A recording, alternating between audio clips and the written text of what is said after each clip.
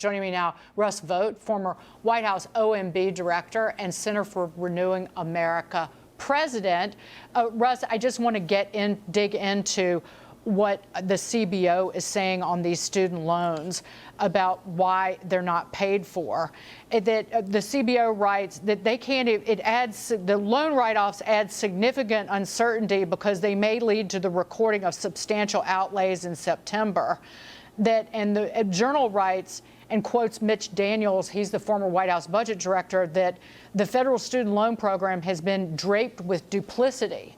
And then the Committee for Responsible Federal Budgets admits that the student loan debt cancellation and relief wipes out the savings, the 10-year deficit reduction that's in the Inflation Reduction Act by more than double what it was supposed to reduce the deficit. So how do you see all of this fibbing, lying, lack of truth-telling?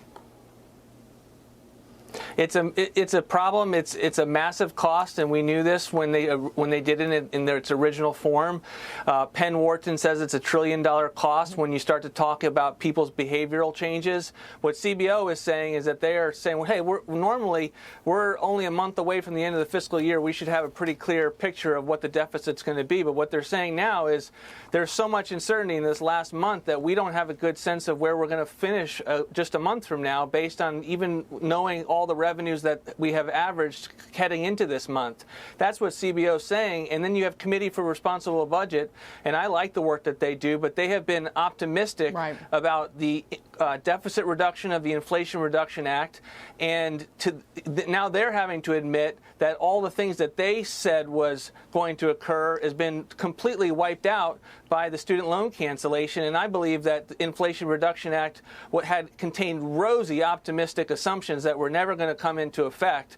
And so those weren't even there to say that for the administration to claim that there's going to be anything there to pay for what they just did with the student loans. Right. And I've said this, you mark my words, that the debt to GDP, that the Biden administration is going to start bragging about it going down, but it's because inflation is inflating the overall size of the economy. So it's just a numbers charade or a mirage. So it's going to look like it's going down, but it's only because they've juiced inflation to a 40-year high.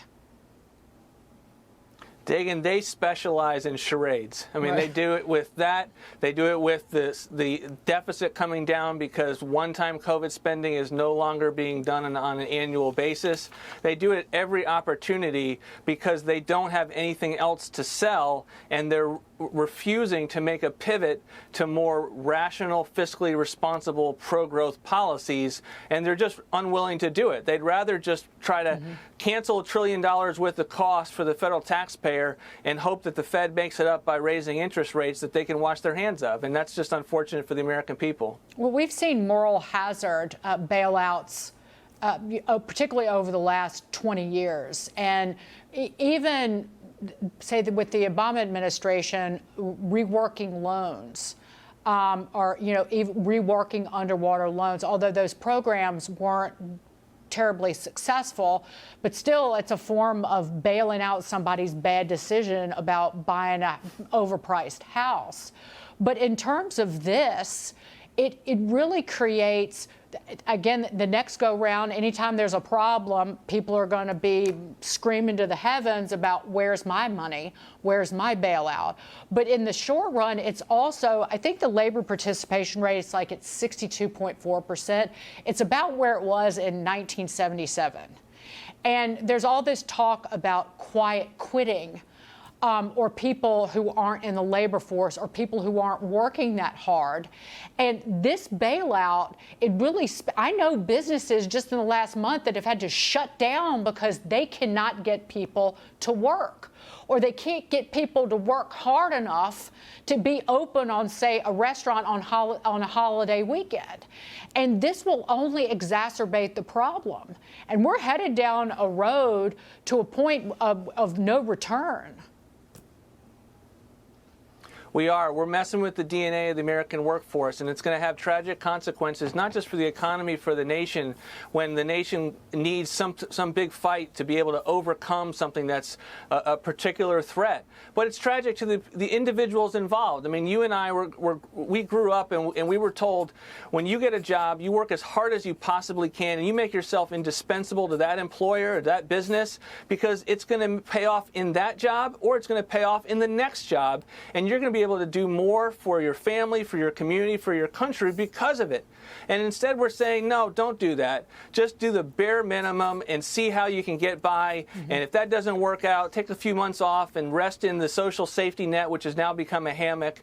We are just killing the American workforce and the DNA of it, and it's going to wreck our country, let alone our economy. It's a very strange, even people who are working, it's a very strange attitude of like, well, your customers aren't going to make me rich, so I'm going to do the bare minimum, or I'm just not going to even put up with them. I'm going to be as rude as I possibly can. And that's not the way we were raised. And my dad wants to, when I talk to him on Sundays, he wants to know why I'm not at work. But, you know, his threat was, you're not moving back in with me. He's like, if you lose your job, you're on your own, honey. I'm not living with my adult kids.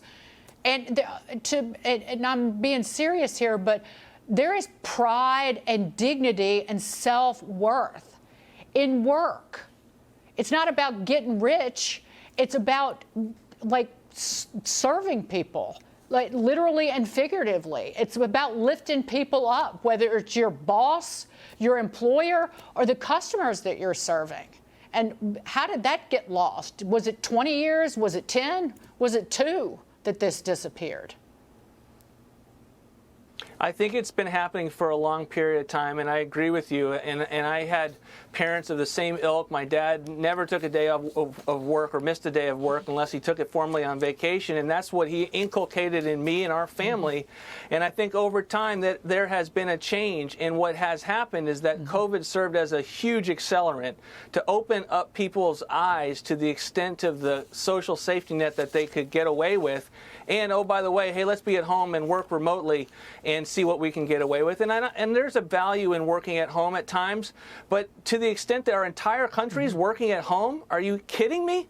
I mean, that has implications across the board as to people's ability to relate to each other, to be able to be together in a project, to be managed. Some of the studies talk about how part of this is because people are not managing their employees and having conversations about, hey, how you're really important to our enterprise.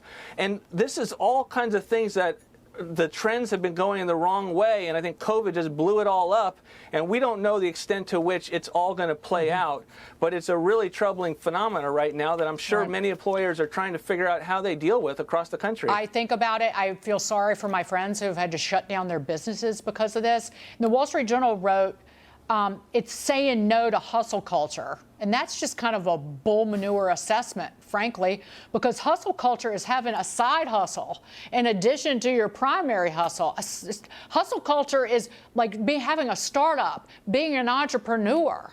This is just saying no to work because I want to watch Netflix instead of actually producing something. Russ, we got to go. I ramble, but I appreciate you being here. Russ Vought, thank you so much.